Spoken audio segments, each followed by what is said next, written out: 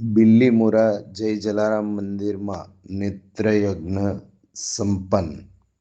ગુજરાતમાં માનવતાની મહેક પ્રસરાવતી સેવાભાવી સંસ્થા શ્રી જય જલારામ માનવ સેવા ટ્રસ્ટ બિલ્લીમોરા અને સ્વામી વિવેકાનંદ નેત્ર મંદિરના સંયુક્ત ઉપક્રમે રવિવારે નેત્રયજ્ઞનું સુંદર આયોજન કરવામાં આવ્યું હતું. શિબિરમાં કુલ 232 દર્દીઓની આંખની તપાસ કરવામાં આવી હતી, જેમાંથી 102 દર્દીઓને મોતિયાની અસર જણાતા તેમના સ્વામી વિવેકાનંદ નેત્ર મંદિર સુંદર સ્પેશિયાલિટી હોસ્પિટલ દ્વારા વિનામૂલ્યે ઓપરેશન કરવામાં આવશે. ઓપરેશન માટે દર્દીઓને સુપા, નવસારી લાવવા તથા લઈ જવાની વ્યવસ્થા બિલ્લીમોરા શ્રી જય જલારામ માનવ સેવા ટ્રસ્ટ તરફથી કરવામાં આવશે.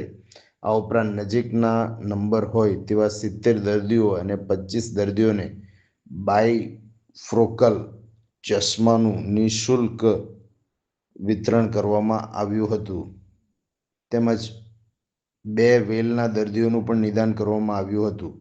નેત્રયજ્ઞમાં નેત્ર સર્જન ડૉક્ટર અંકિતાબેન પટેલ, ડૉક્ટર્સ ટીમ અને નર્સ સ્ટાફ દ્વારા આધુનિક સાધનોથી દર્દીઓની તપાસ કરી જરૂરી નિદાન કરાયું હતું.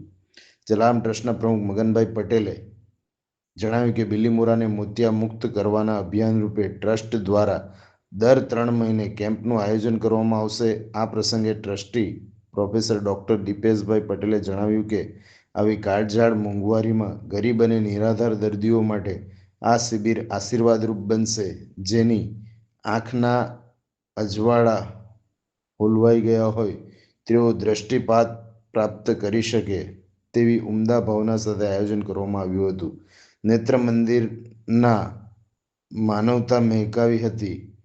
સમગ્ર રોનકભાઈએ માનદ સેવા આપી કાર્યક્રમને સફળ બનાવવા માટે મગનભાઈ પટેલ, ભગવતી પ્રસાદ દાસ, કનૈયાલાલ વર્મા, દિનેશભાઈ, રાજેશભાઈ સહિત સ્વયંસેવકો, પટેલ જયેશભાઈ હિડોચા, મેનેજર ભાવનાબેન ગાંધી વગેરેએ જહેમત દીપકભાઈ ગાંધી, નિકિતાબેને ઉઠાવી હતી.